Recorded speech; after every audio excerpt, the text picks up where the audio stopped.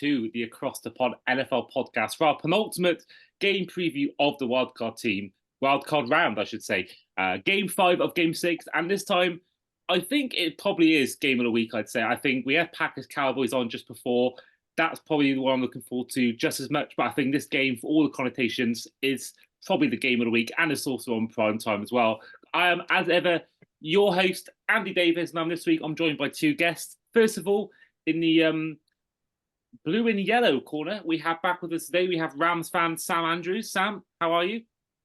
Yeah, all good, all raring for this weekend. I didn't think we were going to be here, not gonna lie. Well, this So is the thing that yeah, you came on the podcast to do the season preview, and I think you had something like 6 wins. But I've got the list up somewhere. We did obviously tweet the day about it, but you had about 5, 6 wins all year, and I know you were really unconfident. Now, I think I told you at the time I thought you could make the playoffs. I don't think we actually thought it would happen, but yeah, just how amazing has it been for you to see the Rams, actually make the playoffs, despite a lot of people thinking they were going to go for a rebuild. yeah, it was interesting. I think we started off the season that amazing win against Seattle, which, to be honest, I think that sort of set the season up, which was quite nice. Because I mean, I think even I said maybe have said opening game we weren't going to win, and then we were going to lose. We were going to beat the Seahawks later on. And I mean, it just that set the precedent. I just thought it was such a surprising season, and it's been nice actually seeing a team that you'd never expect really to do well, doing as well as actually probably what they could do, and it sets up it sets up future seasons a lot sort of in a good stead, I suppose, really, knowing that we have that sort of real good base of youngsters that we can now build on. Absolutely, it's been a great season for you guys. Now, in the slightly lighter blue corner, back with us today, making his, I believe, it's your second appearance on the show. Back with us today is Aaron Fletcher from the Seafoot Work. Aaron, first of all, how are you? I am. I can't begin to tell you how excited I am right now. I really can't. Yeah, I can imagine. I can imagine. I mean, you've only seen a handful of playoff games in your time, but you've never seen one at home. I'm still waiting So, for that, but yeah. just to put this into context, the last time the Lions were in a playoff game, too much information on my personal life here, but I was single and I had a child on the way. My daughter will be 7 this year, and I am now married. The last time we had a home playoff game, I wasn't born yet, and we won a division. The last time we won a playoff game, my parents weren't married yet. So just for some context there as to just what we're building up to this weekend. And of course, you've not only ended your 30-year absence of winning a division, but also, if you win, you will no longer be the team with the longest active playoff win drought. I mean, I think we saw the Bengals a few years ago do the similar thing. They ended a lot of hoodoos there, but just how important is it for, Sam mentioned future Rams teams. I mean, to have that sort of that monkey off the back and not have to worry about it ending a massive drought, just how much of a relief would it be, and how much of a benefit would it be to your future if you can actually win the game against the Rams on Sunday night? Oh, it'd be massive. And I think it'll the feeling in Detroit and around Lions fans as a whole is a world of difference from even 2 years, even a season and a half ago when we were 1-6. But I think we see it in sports all the time. Sometimes you just have that thing, and every time you get there, whether it's a team that you play and always seem to lose against, or whether it's like trophies or big games, you just seem to crumble. And sometimes you just need that one for it to change. And I think we're pretty much there. And look, I'm not gonna make any comments on our genuine future. But I think sometimes you see it with certain teams that once you break that duck, even if we don't go ahead and get to a Super Bowl or anything like that this year, it sends the message to the whole team, to the locker room, that kind of there's a curse gone and that it's all lifted and we're all, it's something that we can actually do, and gets, I guess, out of some of them, it gets out the back of the minds a little bit, that doubt and question that may get in the way. Absolutely. I think I mentioned the Bengals just before, the fact that they hadn't won a playoff game for so long, and then they then won 3 in a row and made the Super Bowl.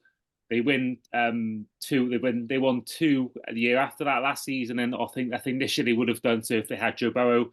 And I think that's just completely changed the franchise. And I think we saw the Chiefs.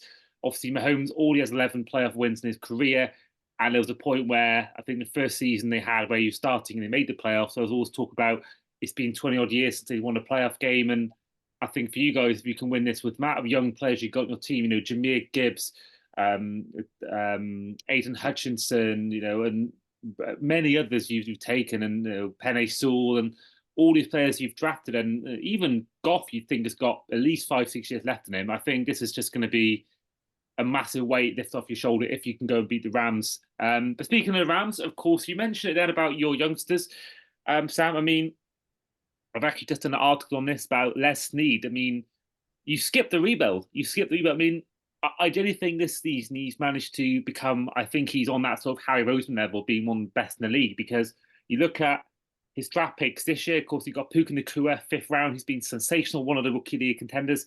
Kobe Turner with a late pick. Even looking further back during his 10 years at the team, you look at the fact that, last season he took Kieran Williams in the 4th or 5th round. He took Cooper Kupp in the 3rd round. And I know he's a first round pick, but to get Aaron Donald 13th overall is a steal as well. So, I mean, we talk about it all off season, and we talked about on the show that, you've given up your future, you've given for a ring, and Matt Stafford got you that ring, and everyone was saying that you've won the ring, but you're not going to have a good next 5-10 years. But you had a great year, and I think that we talked about with the Packers with Ash, the fact that it's a lot different when the Rams were a couple of years ago they were one of the favourites to win it, and there was a lot of expectation. Packers, same thing. A couple of years ago, they was one of the top seeds in the NFC, and there was always that pressure of can they win it? Can they get Rodgers' second title and all that? But now, like the Packers, you guys really have come to the playoffs with no expectation, so anything more is a bonus. So it almost gives you that, as a fan, certainly that freedom and more enjoyment, and certainly probably less stress than it would have been a couple of years ago. Yeah, I think walking into this sort of, like we say, I think majority of Rams fans probably leading up to this game were probably thinking, anywhere from between 5 and 12 to maybe on the edge of the playoffs would have been a successful season. It has been an extremely successful season, but I just think looking at those individual pieces, like I say, mentioning Kobe Turner, who's equaled Aaron Donald's rookie record for us of most sacks in a rookie season for an LA Rams player. Puka Nacua's smashing records. Kyron Williams, I think, he finished 2nd overall in terms of running backs in the league for yards rushed. And I just think, no one expected anything, and these young players are sort of stepping up, and it just shows you how important those later round picks are. Like we always talk about, the likes of Trevor Lawrence, Joe Burrow, and these elite players going in the 1st round. And yet, yes, we did Aaron Donald in that 1st round, but you just think that there's so many of those players which go untalked about that just in those later rounds, and it just shows that having a elite general manager who knows what he wants from his team, who has such a good connection with the head coach of what they want to do with this team, how they want to sort of build it and shape it. It just shows that if you've got that, which I do think, and I mean, obviously we can talk about how the Lions have done. I mean, I think the Lions are starting to, to build that in terms of that idea and that culture, which is probably, arguably what you could say has been missing over the years. I think having that culture of we know what we want to be, we know who we want to be, and bringing in the right players for that. And I think, you start to form something. And I think from the start, Snead always said this was never a rebuild. This was what do you call it? A rebranding, I think was his take, or a reshaping. It was a word that he used that wasn't a rebuild. It was essentially like something like that. I remember him using a keyword, and it was like we're not rebuilding. We're just doing something, revamping. That was the word he used, revamping. And it was a revamp. So yeah, it just seems to have worked really well. And I think bringing in players like Kobe Turner and that who've stepped up, Byron Young, Ernst Jones, obviously learning a couple of years ago from Bobby Wagner and that. I just think these pieces are starting to come together, which is probably probably maybe about 2 or 3 years further down the line than we would have thought. But you can't really complain. Absolutely I not. I think mean, it's so much better to be watching a playoff game with your team in it than without it. I mean, me and Aaron know probably more than you, Sam, in terms of a lot of years spent not watching a team in the playoffs, and realistically, probably not even in the playoff hunt from about the start of November. So yeah, I think for all of us here sitting here as teams in the playoffs, it is nice, isn't it? It's nice to have that feeling. yeah. Now the game is on at 1 a.m. UK time, which is on about, I think that's 8 p.m. Eastern time. It is, of course, Sunday Night Football. Of course, for those in the UK, it's on Game Pass, it's on Sky Sports.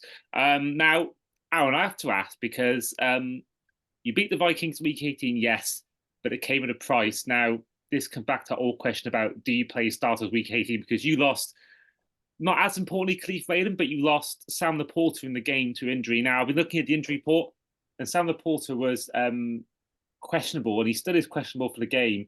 And I think he either did not practice or limited practice in the game. We have similar things. I mean, we have had the same feeling about why do we play Bradley Chubb in those last 3 minutes. Do you think that could potentially be a thing if you do lose this game on Sunday? Do you think that decision to play the Porters be such a big part of your offense, along with St. Brown, and to lose Raymond as well? Do you think that decision to play them could come back to haunt you on Sunday? I think it's no. And I just kind of want to say in the sense that like this team is the way this team's built. It's very much a next man up kind of team, and of course you can't take away the sheer impact that a Sam Laporta has, especially on this team, because he's been absolutely ridiculously good. Can't take that away from him at all, but I think I have so much confidence in Ben Johnson and the way that the next guy up is prepared, that whether it's Brock Wright, whether it's or whether it's James Mitchell, I have confidence that they will be utilized in the best way possible because of the way this franchise is run. And I think, I guess to a certain extent, you've got a lot of things riding on week 18. There was on the off chance that both the Cowboys and Eagles lose, beating the Vikings came with the number 2 seed. On the off chance that but there's also obviously incentives for players and all that sort of stuff, and the fact that to a certain extent you don't necessarily want your players to be rusty. I was a big fan of maybe getting a load of the starters in for the first half and treating it like a third week of preseason game rather than a full blown 60 minutes of full team. But yeah, I think it's there are pros and cons to doing it. And much like with everything that Dan Campbell does and every decision he makes, whether it be off the field or on the field, there are pros and cons to every single one of them. If it works, he's a genius. If it doesn't, then he's the biggest meathead and goofball in football. So this is who he is. This is why we love him as our head coach. Yeah, I think I've mentioned before with you, Aaron. I think everyone loves Dan Campbell. I think literally everyone. I think maybe Packers fans or maybe maybe Vikings fans and Bears fans may think differently, but I think most NFL fans. I view it like George Kittle. You can't really hate Dan Campbell. You really can't because he is literally just. I think what his persona, the passion he shows, and his emotion he shows in press conferences, and when you see sort of team footage after games and locker rooms. So I think that literally everyone, especially with the Rams having won a Super Bowl recently, I think everyone will be cheering on the Lions. If I'm honest, I don't think anyone will be cheering on the Rams except Rams fans and maybe Packers, Bears, and Vikings fans. So I think the Rams are going to be the villains, I think, in this game if they are to win. But one thing I want to ask you both about, or go to you first, Sam, is that now, in terms of the run game, the Lions have the second best run defense, and the Rams have the 12th best run defense. But on the flip side, the Lions have the 6th worst pass defense, and the Rams have the 13th worst pass defense. So do you think that we talked about Jahmyr Gibbs, Montgomery, Kevin Williams, but these guys could be shut out. So do you think this can be a really important game for the likes of Amari St. Brown, Puka Nacua, Cooper Kupp, even Josh Reynolds, who's got a good connection with Jared Goff now? Sam, do you think maybe that's how you're going to win the game? It's maybe through that passing game and hand to you Stafford rather than relying on someone like Williams who may have a tough evening against the Lions? Um, I don't know. I think that there's going to be. I mean, I know that there's. I mean, playoff games are always so much. I always think playoff games are so much different to regular season games, and I think you can. Although certain teams come in with, like you say, with different records and different types of defense. I mean, I know that our rush defense hasn't been has been okay, which is same when you watch some of the games we played where we've had like Kenneth Walker get run all over us and such, but. I think it'll just be a case of like I've always thought that playoff games are down to defenses, and I think if it's going to be a case of pushing teams to pushing Goff to make the throws, pushing Stafford to make the throws. Personally, I knowing both quarterbacks, I would be putting more. I would have more faith in Stafford. I just think as a if you put Goff under pressure, for me, he crumbles a bit, and I've seen it happen a fair few times.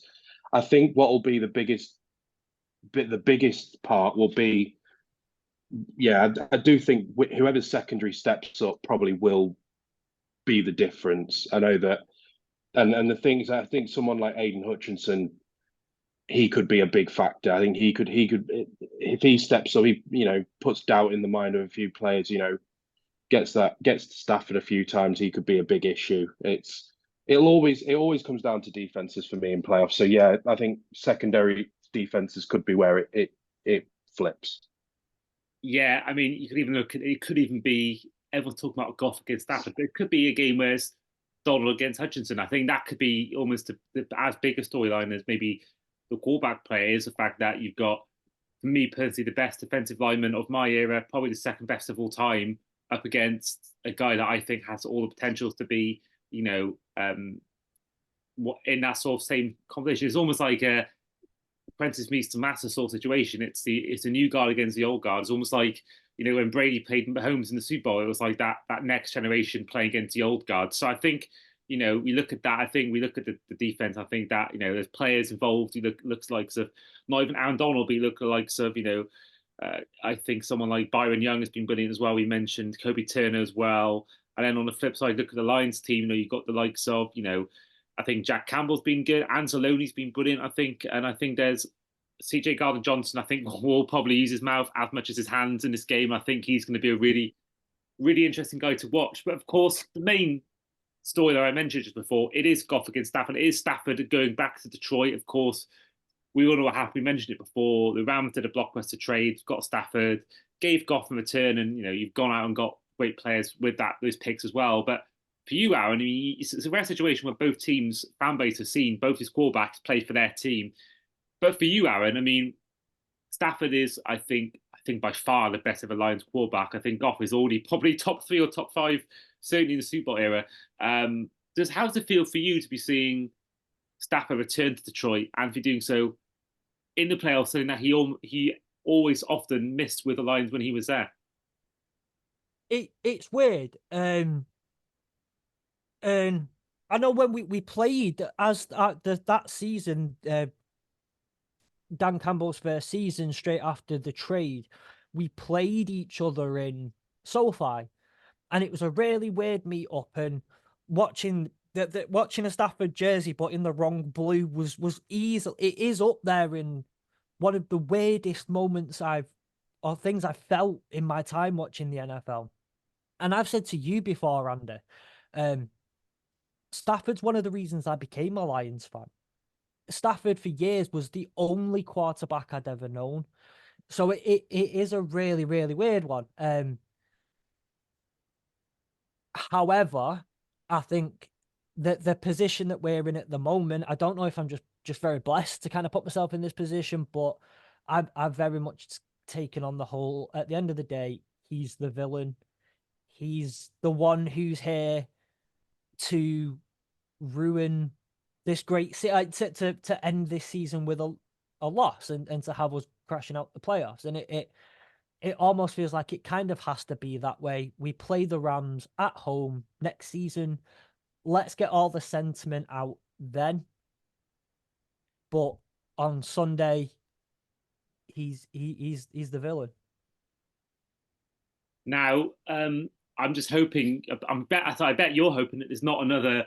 Was it a reverse pass interference call back again? Was it against the Cowboys all those years ago? Was that in the playoffs? I'm trying to think. There was a Yeah, there being controversial yeah. exit. One of my first seasons watching, and one of the first times I sat there with my head in my hands, going, what?" Until it was a friend of mine over in the I say a friend of mine, someone at the time who I spoke to, who was like, "Are you early into watching the Lions then?" And I said, "Yeah, a little bit." And they were like, "Oh, get used to it." This this is something you have to get used to. Quite similar to my uncle pulling me aside when I was 7 and saying, "Listen, if you don't like Manchester City losing, you better get used to it now." Um, in a very similar fashion. I will never forget that. Yeah, I mean, it's. I think for both of us, I mean, it's. We've never seen our teams win a playoff game. Well, I mean, I've never seen us even host a playoff game at home, and you've only got it for the first time this year. So I think and both got the longest streak without a playoff win. So in a way, I'm sort of hoping, I'm hoping if we do lose to the Chiefs, which I think will happen. I'm hoping in a way that the Rams win because it will stop us having that record. But at the same time, I think we all want. I think we all want the Lions to win. I think we do because it will be just. I think it's a nice story, and I think it's certainly going to be an interesting occasion, and that's where we'll go into our predictions. So, Sam, over to you first. Who's winning the game, and what's the score going to be? I have a feeling that we could get quite a sneaky win here. I think if if Stafford because I know I've watched him for Stafford. I know he obviously there's always going to be this.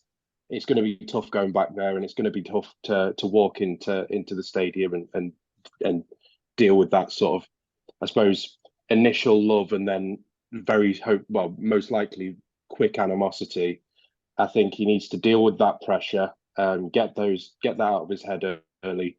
If he starts, doing what we know he can do, this, he could quite easily do some real damage. So I don't think it's going to be necessarily massively high scoring, but I reckon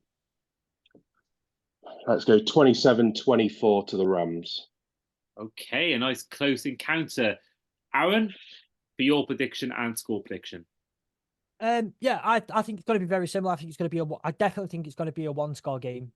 And just to kind of, I guess, pull back to something that Sam's already said in the defenses, I do think that's going to be a very big factor in this. I think it all depends on, for me, from a Lions perspective, one, just how loud is it going to get on first down when Stafford gets the ball? Never mind, on a third down, I genuinely think of all the times that, look, Detroit Lions fans have been passionate whether we play meaningless games on Thanksgiving, but it's loud, and so I think that experience is going to be something like I don't think many players have ever experienced before, in terms of the noise, in terms of just how, I guess, riled up the fans are going to be. So yeah, there's a level of getting that out. And then there's a level of just getting Goff in a rhythm and utilize. Look, if Sam Laporta's going to be in, he's going to be on limited snaps. But it is a case of, look, how well can we utilize David Montgomery and Jahmyr Gibbs to start off with? Can we get Amon-Ra St. Brown in the game early? Can we get Josh Reynolds in the game early? And then it's a case. I think someone like Jameson Williams will end up being or Amon-Ra St. Brown will be the difference maker. On just one of those plays that's just going to happen, and you don't know what play it's going to be or when. I think it's going to be a moment of pure genius from either team, whatever. You look at some of them games across sports, and you kind of go, it's going to be a special moment that wins this game. We see it in all sorts of sports. It's going to be something special that wins it, and I think that's going to go down. That's what it's going to go down to at the weekend, and obviously, I am hoping that it's going to be on our side, that it's special, whether it's a trademark Kirby Joseph clutch pick, whether it's a just a quality pass into Amon-Ra St. Brown or something, I don't know. But so my score prediction is going to be. I'm going to go a point away. I'm going to go 28-23 to 28-24 to the Lions. Okay. Like I say, it's going to be the difference. It's going to be a third down or something. The difference, it's going to be the difference between a field goal and a touchdown for one of the teams. A Dan Campbell fourth down. Yeah, it's gonna be a 4th and 19 on our own 6-yard line. And Jack Fox is going to launch an absolute dime to Jalen Reeves-Maybin. Or maybe we'll see an offensive lineman catch the ball in the end zone this time and not be an ineligible receiver. Yeah. Oh, too soon. Too soon. Well, for me, I've got an interesting scenario in the fact that I had this last weekend as well in the Bills-Dolphins game. The fact that now I've got a job, I've got to be up at 6:30 in the morning and I can't have a power nap because there's other games on. I'm going to be going to work. I'll go to bed after the second game to Packers Cowboys. I'll go to bed. Morning, notifications all off, do not disturb. Phone on, Apple Pay on the bus, phone off, rest of the day at work. And I'm going to come home at 2:30 and watch it, not know the score and watch the game in full. So you both may not hear from me for a while after the game, and that will be why. And I think... I'm really sorry, Aaron. I think the Rams are going to win it. I think that's what I'm going to be seeing at 4:30 in the afternoon in the final quarter. I don't know what it is. I just think there's something about me that tells me the Rams are going to win this game. Now I think that I think Sam Laporta's injury problem is big. I think also McVay's been there and done it. He's made 2 Super Bowls, won a plethora of playoff games. Dan Campbell hasn't, and he is in his first year as a playoff head coach. And I think we've seen a lot of coaches have problems in their first year of doing it. I think even McVay lost in his first year, I want to say, in the playoffs. So for me, I think the Rams win. And I think that's down to, I think just Stafford having more of a playoff CV than maybe Goff does in terms of in the big games. Now, I think it's the one that I found the hardest to predict. I found this one the hardest to predict out of all the games we've done. We've done Bills Steelers, found that easy. We did Dolphins Chiefs, found that easy. Texans Browns, that was quite hard to be fair, but this one for me is the hardest I found, and it really is a flip of a coin for me. So I'm gonna go for a 20-14 win for the Rams. But I think regardless, it's going to be a great game, and hopefully everyone listening or watching at home will enjoy the game as well as much as we do. But probably less stressed than these two guests will be in particular on a Sunday night. Now that is where we'll end the podcast for today. So first of all, huge thank you once again to both Sam and Aaron for coming on. Thank you. Yes, thank you for inviting me. And may the best team win. Yeah, exactly. I agree. May the Lions win. Yeah. Name's a starting word. Hopefully you didn't hear that bit. And before we do go as well, do check out Aaron's podcast, Sleep at Work. Me and Sam both been guests on it. I've been a guest a couple of times now. The new series has begun. You had a podcast with Matt Cullen, a Jets fan, which is a very good podcast. And there's a great new feature at the end, which is a great one. So do check that out on all podcast platforms. But in the meantime, I have been your host, Andy. This has been the Across the Pod Lions against Rams Wildcard Round preview. This has been Aaron. This has been Sam. And we will see you guys for our next one, which will be our final game as the Eagles take on the Bucks. See you then.